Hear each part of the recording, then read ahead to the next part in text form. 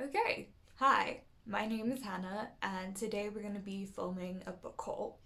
But before we get into that, let's just address the literal Grinch hair, and then let's talk about something very close to my heart.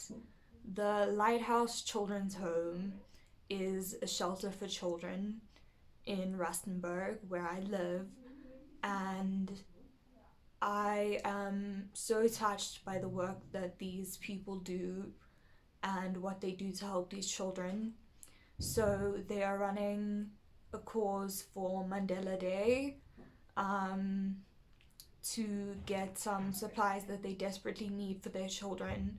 So I'm urging you to go and support that cause. I will leave the link to their website in the description down below.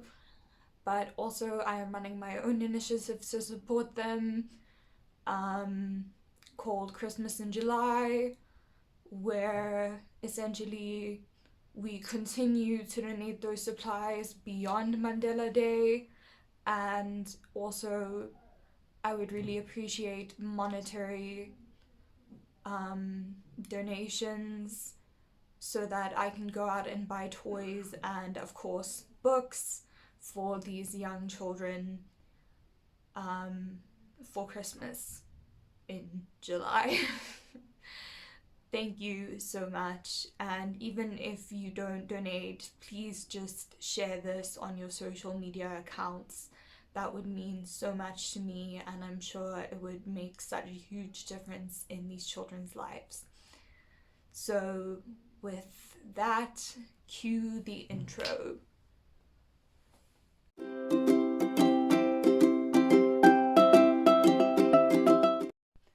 Okay, so these books are books that I have gotten since my birthday in April.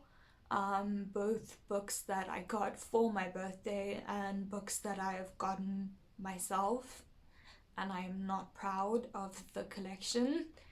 I'm gonna start with the books that I bought with an Amazon voucher that I was very kindly gifted by Mike Serini, an extremely talented screenwriter with whom I was attending a virtual um, screenwriting course.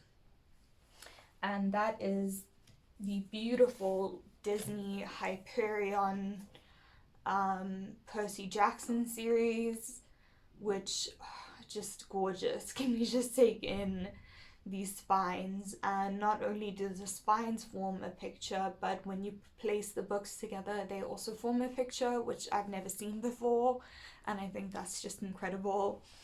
If you don't know the Percy Jackson series, it basically follows Percy, who is a demigod, much to his despair.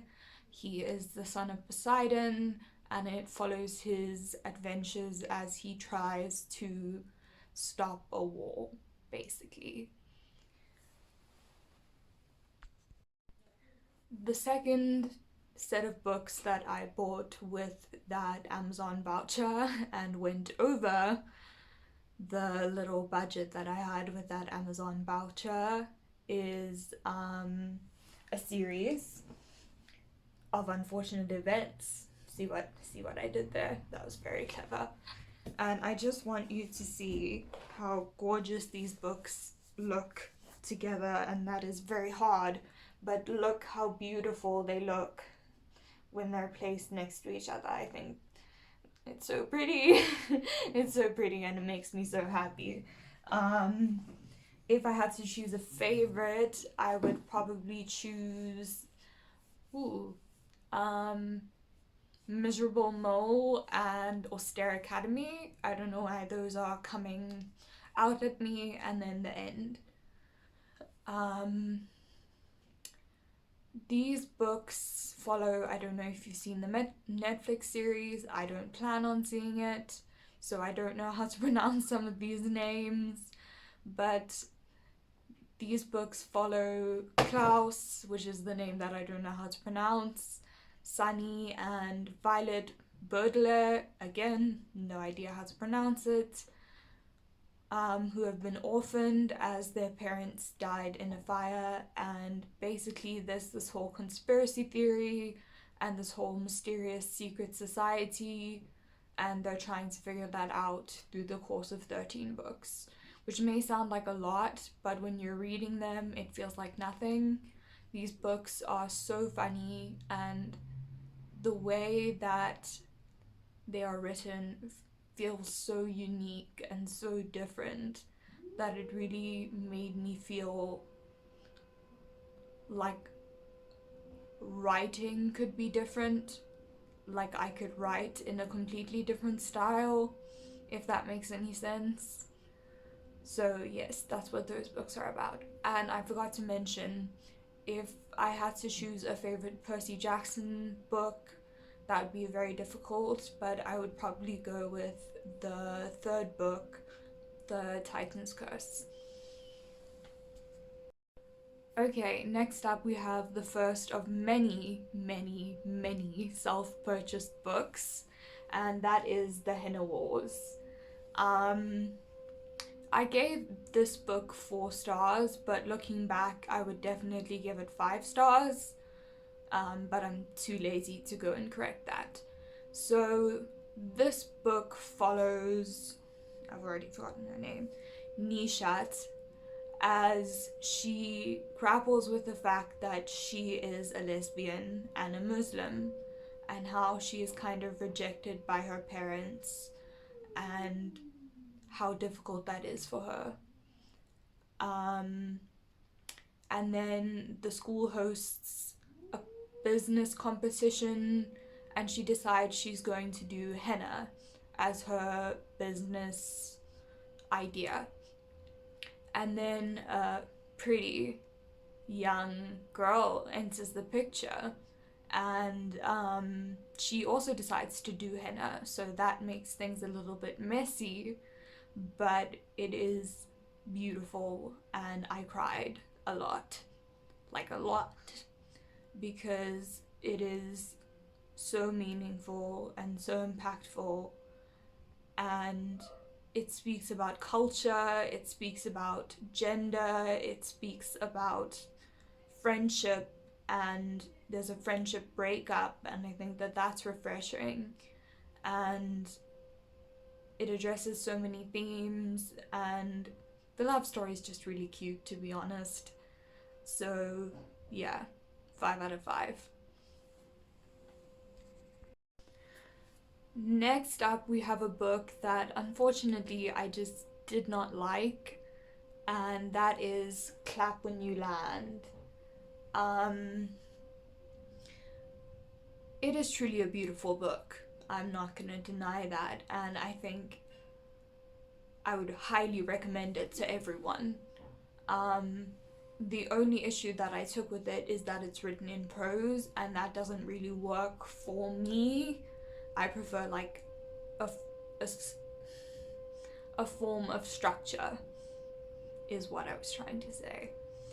And it lacked that. But basically, Clap When You Land is about 2 sisters who don't really know that the other one exists. One lives in New York and one lives in the Dominican Republic. And they share a father, and the father kind of deserts the one in the Dominican Republic, and only visits her on her birthday. And on one of these trips, his plane crashes, and it's about them dealing with this. And that's basically as far as I got, because I just can't handle prose, I guess, which makes me feel a little bit bad about myself, but you know, it is what it is. And can we just acknowledge, stunning cover, and gorgeous title as well. I'm a big sucker for titles.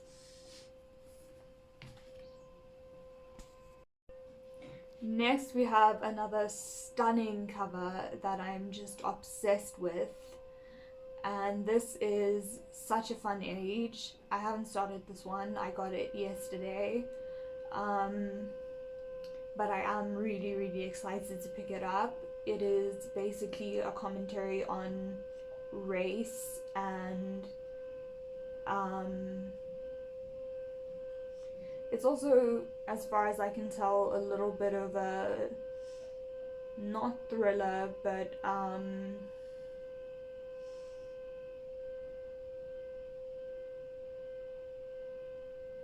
thriller.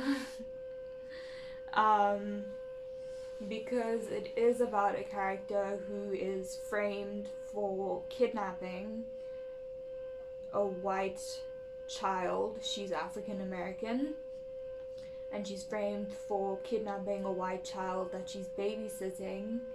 And then it also discusses the life of the white mother, and because of a video that was taken of this accusing someone from her past life apparently shows up. So I'm very intrigued. I'm very excited for this one.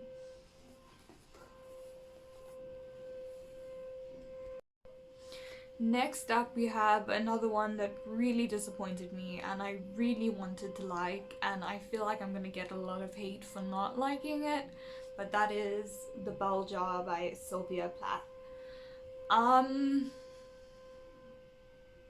Yeah. It follows a model, basically, I think that's what she is, who wants to be a writer. And it has feminist tones and that sort of thing. And I was warned going into it that it might be too depressing, and that's why I should put it down.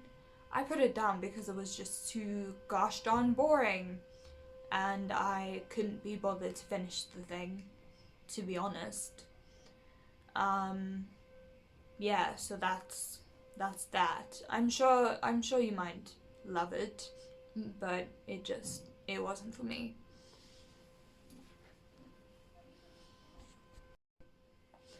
On the polar opposite of that side, we have a book that I loved and was obsessed with, The Rosie Project.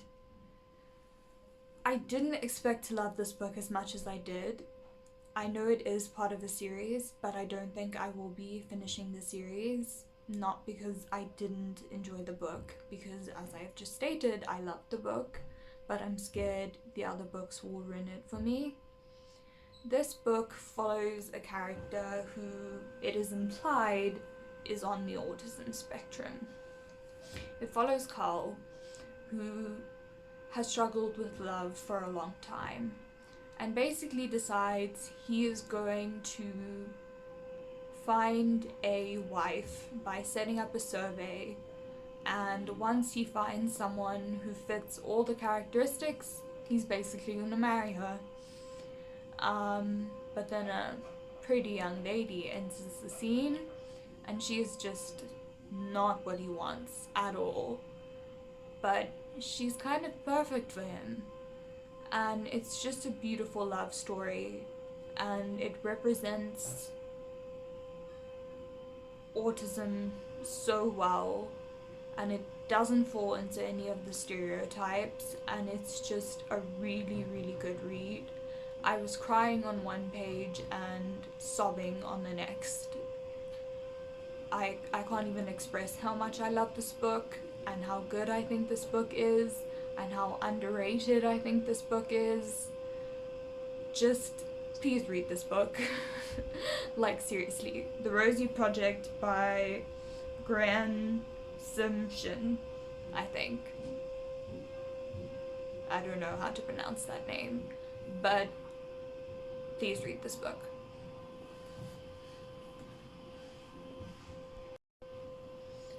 Another book that I got very recently and have only just started reading is The Midnight Library by Matt Haig, and I think this is such a gorgeous concept. It basically follows Nora, who has decided to end her life. So, suicide, trigger warning. But once she has died, she is taken to a library and she's shown all of the different ways that she could have lived her life, and all of the different realities that could have been.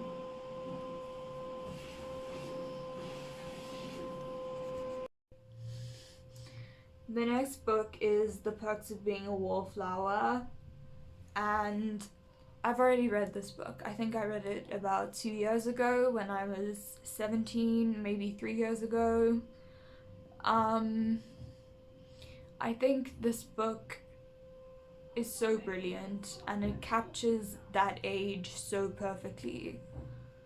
And I think that anyone, everyone, not just people of that age or people up to like 25 or whatever, people of a certain gender, I think everyone should read this book because it addresses that coming of age and it addresses trauma very subtly but very, very well, in my opinion. Basically, it follows Charlie, who the entire time writes letters just addressed to friend, and it makes you feel very included in the book, or it made me feel very included in the book. It made me feel like a character, and it addresses topics that are quite serious but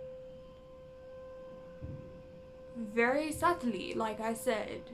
And I think that's really beautiful and really special. And I don't know if I'll ever pick up another book like this again in the YA genre. Just a spectacular book, honestly.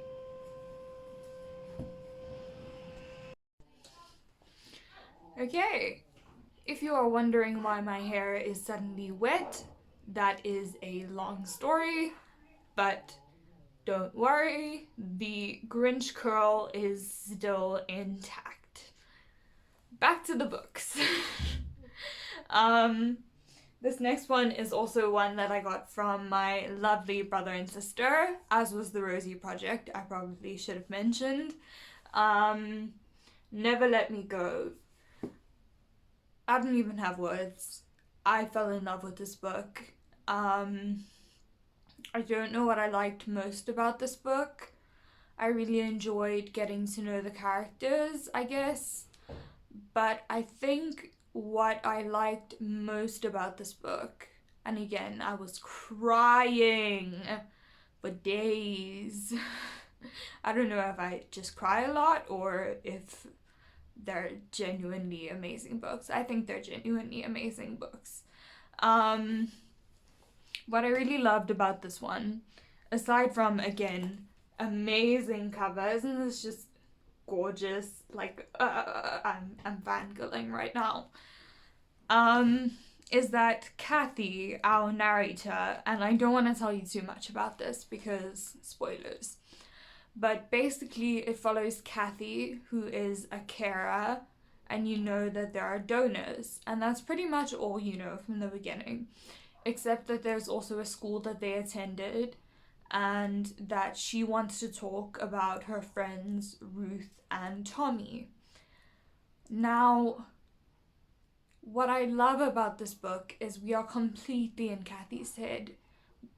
She completely manipulates us the whole time. She's kind of like, well, this one time we went to the beach, but I don't want to talk about that right now. I want to talk about the time we went to the park. So let's talk about the park. And then 10 chapters later, we talk about the beach. But that's because she wants to talk about the beach, not because the beach is relevant. And I just love that so much, that we had a character who was just in complete control of us as the audience. I loved it so much. So yeah, thank you, Erin and Mary. Books are just falling and crumbling all around me, and like it's awful, but I love it because like that's my world now, you know, and it's so much fun. Alright, these next two, and again, I apologize for the background noise. nothing I can do about it. Um, these next two books, The Schwab, The Savage Song, and Our Dark Duet, not even gonna lie, just picked them up because of the hype. I wanted to see if the Schwab was like as amazing as everyone said she was. And I read the first like line of the book, so I can't even say that I began it. And I read the little quotation that they sometimes put in, and I was like, damn, she's as good as they say.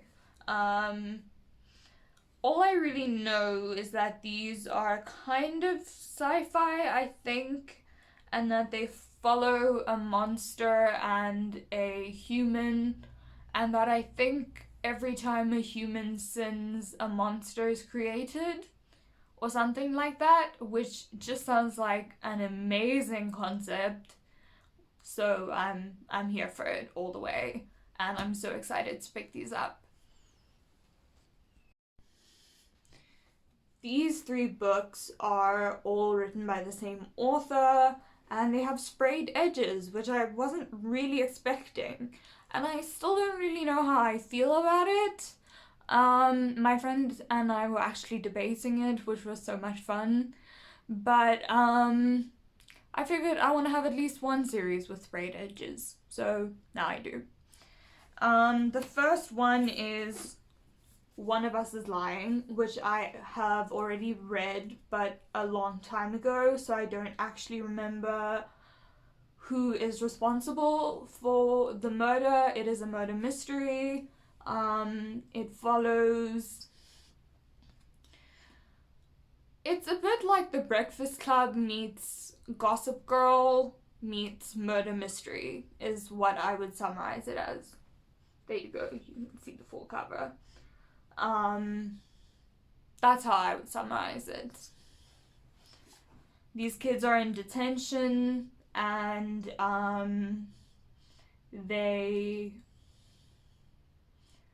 one of them who runs this gossip site about the students of the school basically drops dead, and then it's all about who did it. And then the reason that I got that book, even though I already own it on Kindle, is because I heard there was a sequel or a spin-off, really. One of Us is Next, which, as far as I can tell, I like going into some books without really knowing much about it. This one is about the same school, but like a game of truth or dare, except it kind of turns lethal or something along those lines. And then this last one, wrong side, Two Can Keep a Secret, is not in the same universe, I don't think. But it's about two prom queens who have both been murdered, or one has gone missing, I think. And then the killer claims to be back, which is really exciting, so I can't wait to pick these ones up. And then finally, the last two are Taylor Jenkins Reid's books, which again I picked up because of the hype, but also because they sounded really interesting, and I wanted to see, like, is it worth the hype? And I'm very nervous because I'm going in with very high expectations. And that is, of course, The Seven Husbands of Evelyn Hugo. Again, what a cover. What a cover. And then Daisy Jones and the Six. The Seven Husbands of Evelyn Hugo follows a secluded celebrity who basically doesn't talk to anyone, but she was very famous and very infamous for having 7 husbands. But eventually she reaches out to one journalist, and she begins to tell the story of her life. And all I know is that it talks about the story of her life and that there's some big plot twist, which I'm very excited for. And then Daisy Jones and the Six is really interesting because it's told entirely in dialogue and in interview format. And it's about Daisy, who is a singer who joins a band, The Six, in the late 60s, early 70s, and how they become a legend and the varying stories of what happened, which I think is really interesting, and I can't wait to pick these up.